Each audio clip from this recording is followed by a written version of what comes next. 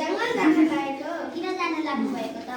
घाँस दाउरा सकिएकाले बस्तीलाई स्याउला पनि लिन जान लागेको। मन त जनावरले दाउरा स्याउला सङ्कलन गर्न रोज्न आएको छ, होइन र? पर्वत त्यस्तै भएर त बिहानै सुटुक्क दाउरा काटेर ल्याउन लागेको नि। त्यसो कहाँ गर्न मिल्छ र हर्के दाइ? जङ्गलबाट दाउरा धेरै सङ्कलन गर्दा जङ्गलको विनाश हुन्छ। हो त, यहाँ बस्ने जीवहरूको वासस्थान पनि हराउँछ र जनावरहरूलाई लोप हुँदै जान्छन्, होइन र? रुख बिरुवा नभए अरू के हुन्छ त? रुख बिरुवाहरू नभएपछि जमिनको माटो पनि सजिलै बगेर जान्छ नि, होइन हर्के दाइ? हो त, अनि बोट बिरुवा नभएपछि वर्षाको समयमा नाङ्गो डाँडामा बढी पहिरो जान्छ।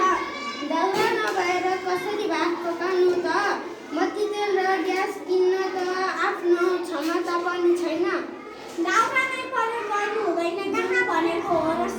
सुकेका ढलेका रुखहरूलाई अनुमति लिएर मात्र काट्ने गर्नुपर्छ नि। हो त नि, रुख काटेपछि फेरि नयाँ बिरुवाहरू पनि रोपिहाल्नुपर्छ है हर्के दाइ? खाना पकाउन, पानी तताउन आदिका लागि र गोबर ग्यास बिजुली आदिको पनि त प्रयोग गर्न सकिन्छ नि। ए हो र? अनि बिजुलीबाट कसरी खाना पकाउने नि? बिजुलीबाट चल्ने हिटर, इन्डक्सन चुलो आदिबाट सजिलै खाना पकाउन सकिन्छ नि। यसबाट धुलो धुवा नआउने र वातावरण पनि स्वच्छ रहन्छ। यिनीहरू भन्दा त मट्टीतेलको प्रयोग नै सजिलो होला जस्तो लाग्यो मलाई त। त्यसो होइन दाइ, कोइला पनि तेल, डिजेल, पेट्रोल आदि प्रयोगबाट निस्कने धुवाले हावा प्रदूषण हुन्छ।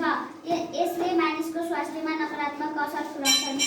कहाँ यति मात्र हो र? खनिज इन्धनको अत्यधिक प्रयोगले यो रीतिँदै जान्छ र फेरि बन्न त करोडौँ वर्ष लाग्छ रे नि। ओहो, बल्ल कुरा बुझे। यति साना भएर नि कति व्यावहारिक कुरा जानेका मेरा आँखा खुलाइदिएकामा धन्यवाद छ।